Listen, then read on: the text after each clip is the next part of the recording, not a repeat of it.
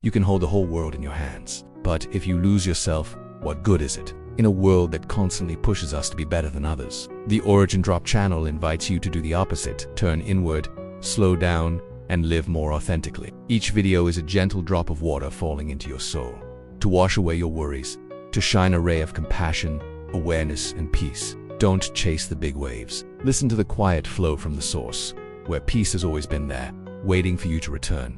Why do we keep worrying? Dear friend, have you ever felt your heart heavy, as if carrying an invisible burden without a name? There are long, sleepless nights, not because of anything major, but just because trivial thoughts keep piling up like waves hitting the shore. We live in a world with so much to worry about. Must think, must do, must achieve, must keep, and then those musts make my heart further and further away from peace. I'm not asking if you're worried. I know there is, because almost all of us do. Some people worry about money, others worry about illness. Some people worry about their children, others worry about keeping their relationship. Each person has their own worries, but they all have one thing in common: restlessness. There is this, have you ever thought about it, that we worry a lot is not because the situation is too complicated, but because our mind does not let go. Buddha said, it is greed, wanting everything to go one's way, want people to be exactly as we expect them to be. It is those desires that make us suffer. We want to control everything. We think that if we think enough, we will find a solution. But you know what? Thinking too much only makes the mind more tired. It makes us forget the present moment, the only real place in life. Life, after all, is a journey to be passed through, not to be held on to. But we still try to hold on tight, embrace the past, embrace the future. Then I feel heavy on myself. A Zen master once said, if you hold a heavy rock all day, your hand will get tired. No one forced me to hold it. Just let go. You will be light. Letting go does not mean giving up. Let go is understanding that there are things we cannot control. Some things need to be left alone. There are worries that need to be exhaled gently. Dear friend, we only have this one life, and each day that passes is a flower that blooms only once. If you keep worrying and chasing after things that may not happen, we will miss the magical moments right now. Instead of thinking hard, allow yourself to stop just 1 minute, to take a deep breath in and a slow breath out, to realize that, right this moment, peace is always there, just waiting for us to open our hearts to receive it. Sometimes the solution lies not in thinking more, but lies in knowing when to stop. Not every effort will solve life's problems. Sometimes, just a quiet mind, everything will work out in the most gentle way. And if you are tired, I don't recommend you try harder. I just invite you to try letting go. Let go of a thought. Let go of one expectation. Let go of one fear. Then you will see life does not change, but your heart does. Lighter, safer, back to the present. The gift of life, dear friend. Do you ever feel like you're living a life of drifting? The body is present, but the mind is somewhere else. Sometimes it's a place of the past with memories that can't be changed. Sometimes it's the future with things that haven't come yet, that we keep worrying about, keep thinking about. We live in a fast-paced world. Phones ringing non-stop, schedules packed with work, worries with no beginning or end. And in all that haste, we forget one simple thing. The present is the only place we can live. Many of us are constantly chasing something that lies ahead: a success, an ideal lover, a dream home. Then looking back, seeing the years of youth gone, seeing the loving eyes gone, ... just because we weren't really present when we had the chance. Buddha once taught, there is no path to happiness. Happiness is the path. Every breath, every step, every loving look. If we are fully present, are miracles of life, but we often miss it. Why is that? Because we let our mind wander towards what is not present now. Have you ever eaten a meal and couldn't remember the taste? Ever been with loved ones but had a meeting on your mind? Ever stood before the dawn, eyes still glued to the phone screen? We are living, but we forget how to live. There is a miracle when we stop and return to the present. Everything suddenly becomes clear and strangely vivid. Our breathing, which has been steady since birth, suddenly becomes a source of healing. The chirping of birds, the morning sunlight, the scent of a cup of tea, all becomes sacred. It is the gift of mindfulness. No need to go far. No need to look for big things. Just stop for a moment. Listen to your heartbeat. Feel the air going in and out with each breath. And be grateful that you are alive, that you are present in this miraculous moment. A Zen master once said, the past is gone, the future is yet to come. Only the present is truly yours. If you lose it, you have lost everything. So live as if every day is a miracle. Not that things always go smoothly, but because your heart has stopped to feel. You don't have to solve all the problems in your life to have peace. You just need to be present in every moment, because peace is not elsewhere. It lies in this very moment. When you truly come back to yourself, turn pain into spiritual strength, dear friend. We've all been hurt, in one way or another. There are wounds that come from others, and there are also pains that come from ourselves, from expectations, from mistakes, from things that cannot be changed. Sometimes we carry a sadness in our hearts for many years, just because I don't understand why someone I love left, or why life doesn't turn out the way we expected. We embrace pain as a part of ourselves, turn away but still remember, let go but still heavy. Sometimes we think that pain will follow us forever, but you know what? Buddha taught that suffering is the path to enlightenment. Without pain, we would not learn understanding. Without loss, we would not learn to let go. Without frustration, how would we know what it is to be compassionate towards ourselves? Pain, not to be avoided. Pain is a teacher. The teacher was not pleasant, but very honest. That teacher does not teach with words, but with the cracks in our hearts. Instead of asking, why did this happen to me? Try asking, what can I learn from this? Maybe we can learn humility.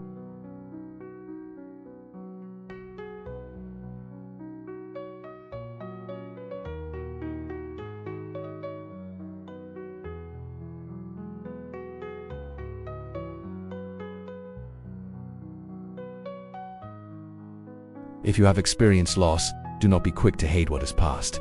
Look deep into it to see yourself clearly, because only when the heart is broken can light enter. Someone once asked a Zen master, "How can I be stronger in the face of pain?" The old monk did not answer immediately, but gave the man a very large rock and said, "Take this stone." He held it a few minutes past. Then his hand began to ache. The Zen master said again, "Put it down."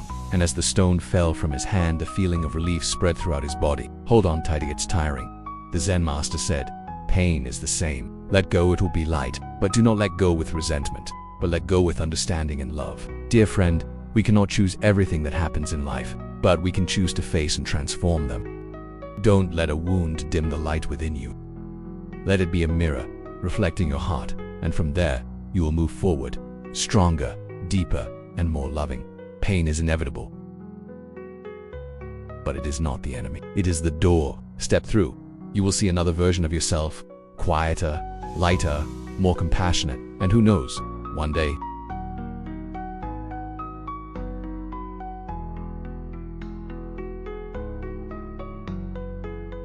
silence before rumors. Live like a drifting cloud, dear friend. The older you get, the more you step out into the world. We will gradually realize a simple thing that is not easy to accept. Not everyone understands me, and not everyone speaks of themselves with kindness. There are unfounded rumors. There are rumors that come from jealousy. There are stories that are not true, but have been told so many times that they seem true.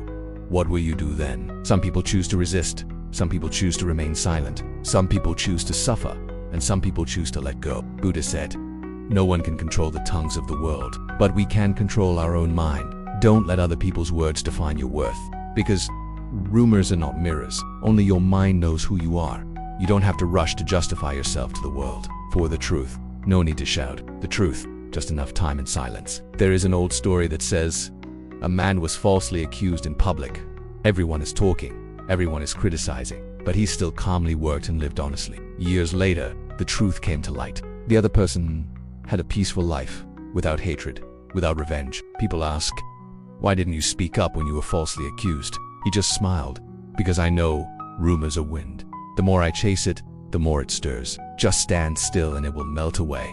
Dear friend, silence is not weakness. It is an inner strength, is self-belief, is the understanding that no one can touch our soul without our permission. When we know how to live like a cloud, don't try to keep up appearances, don't try to prove anything, just drifting away with the wind, gently but freely. Then all the gossip becomes the sound of wind outside the porch. Blow through, then disappear. Buddha once taught, "He who does not respond to anger is like he who does not accept gifts. If you do not accept it, the gift still belongs to the giver." So, when someone plants a seed of anger and gossip in you, you can absolutely choose not to accept. Just live honestly, do the right thing, shameless heart, and let time be the companion of truth. You don't need people to love you, just love yourself enough. When you live honestly, kindly, and know your way, then the gossip, though it is as murmuring as the first rain of the season, cannot wet the heart that has enough sunshine. And then you will see no need to run away from gossip. Just stand still like a cloud in the sky. The wind blows and drifts, drifting away, without leaving any trace in the heart. Silence before rumors. Live like a drifting cloud, dear friend. The older you get, the more you step out into the world. We will gradually realize a simple thing that is not easy to accept. Not everyone understands me, and not everyone speaks of themselves with kindness. There are unfounded rumors. There are rumors that come from jealousy. There are stories that are not true, but have been told so many times that they seem true. What will you do then? Some people choose to resist. Some people choose to remain silent. Some people choose to suffer. And some people choose to let go. Buddha said, "No one can control the tongues of the world, but we can control our own mind. Don't let other people's words define your worth, because rumors are not mirrors. Only your mind knows who you are. You don't have to rush to justify yourself to the world. For the truth, no need to shout. The truth, just enough time and silence." There is an old story that says, a man was falsely accused in public. Everyone is talking, everyone is criticizing, but he still calmly worked and lived honestly. Years later, the truth came to light. The other person had a peaceful life, without hatred, without revenge. People ask, "Why didn't you speak up when you were falsely accused?" He just smiled, "Because I know rumors are wind. The more I chase it, the more it stirs. Just stand still and it will melt away." Dear friend, silence is not weakness. It is an inner strength, is self-belief, is the understanding that no one can touch our soul without our permission. When we know how to live like a cloud, don't try to keep up appearances, don't try to prove anything, just drifting away with the wind, gently but freely. Then all the gossip becomes the sound of wind outside the porch, blow through, then disappear. Buddha once taught, "He who does not respond to anger is like he who does not accept gifts. If you do not accept it, the gift still belongs to the giver." So, when someone plants a seed of anger and gossip in you, you can absolutely choose not to accept. Just live honestly, do the right thing, shameless heart, and let time be the companion of truth. You don't need people to love you, just love yourself enough. When you live honestly, kindly, and know your way, then the gossip, though it is as murmuring as the first rain of the season, cannot wet the heart that has enough sunshine. And then you will see no need to run away from gossip. Just stand still like a cloud in the sky. The wind blows and drifts, drifting away, without leaving any trace in the heart. True friendship. Light in the darkness, dear friend. Life is a long journey, and we do not travel alone. Along that road, there are people who just come and go, like a passing wind. There are also people who come and stay, not to fill our lives with laughter, but to lift us up every time our hearts are weighed down by the storm. That is true friendship. A love that doesn't need to be brilliant, doesn't need vows. Just be present, quiet enough, deep enough, real enough, like a small light, showing the way when we are lost in the dark. In the modern world where we can make friends with just a tap on the screen, true friendship becomes as rare as a flower growing in the desert. Knowing many people does not mean having many friends. Not every time we meet we truly understand each other. True friendship does not come from numbers, but comes from the deep connection between two souls that beat as one. A true friend is someone you don't have to act with, and still be accepted wholeheartedly. You can be weak, tired, confused. He won't judge you when you fail. Don't be jealous when you succeed. They are there like a mirror, help you look back at yourself and go to the better side. There is a saying that I really like. True friendship is not measured by the time spent together, but by what he makes you feel in your heart. Sometimes, all you need is a friend like that in your life. I am luckier than many people. He doesn't have to show up every day, just the right timing. When you feel like falling into the abyss, they are the ones who reach out their hand, not asking why you fell, but simply asking, "How can I be here with you?" Buddhism also emphasizes the value of good knowledge. Fellow travelers in the Dharma help each other awaken. Together go through suffering with wisdom and compassion. A true friend is not only someone who shares the good times and the bad, but also the one who dares to remind us when we go astray, not with harsh words, but with loving looks. My friend, come back to yourself. Don't let your heart get lost anymore. Dear friend, if you have a friend like that, be grateful for them and nurture that bond like a precious plant. If you are losing connection, try to listen and talk with your heart. Sometimes, just a hug, a simple message like "I miss you," enough to save a faltering friendship. And if you are feeling lonely, be patient. True friends will come when you are true to yourself. True friendship, no flash, no show. It is as quiet as the full moon, warm as hot tea on a cold night, and like a small light. It's bright enough, so we never have to walk alone. Modest, simple, the way home, dear friend. In a noisy world of bragging, where people compete to show off, compete with each word, each achievement, each sparkling photo on social networks, modesty and simplicity are extremely rare and precious things. Not everyone who lives simply is poor. Not everyone who is quiet is weak. And not everyone who talks little has nothing to say. Because there are people, the quieter they are, the brighter they shine from within. Buddha said, "Like a full pot of water never makes a sound. A wise man does not need to say much." Humility is not lowering yourself, but to understand yourself well enough to not need to be better than anyone else. Know that each person has their own journey and pace. No need to compare, no need to show off. People live simply, not because they have nothing, but because they were enough.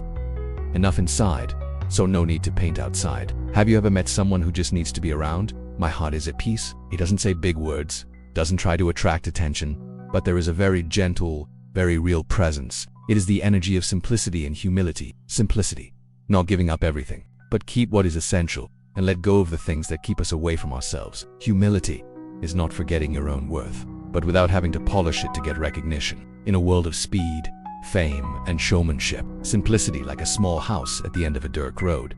Whoever goes too fast will pass by. Only the slow ones can see the beauty hidden within. You may not need a big house, a nice car, or the praise of others, but you will need a deep sleep, a light meal, a peaceful heart when closing eyes at the end of the day. Humility is when you have nothing to prove, because you know where you are, what you are doing, and for whom. Simplicity is when you appreciate every little thing, like the morning sunlight, like the sound of birds on the porch, like having someone waiting for you to come home every late afternoon. Dear friend, a way home is not in high places, but lies where your heart feels light.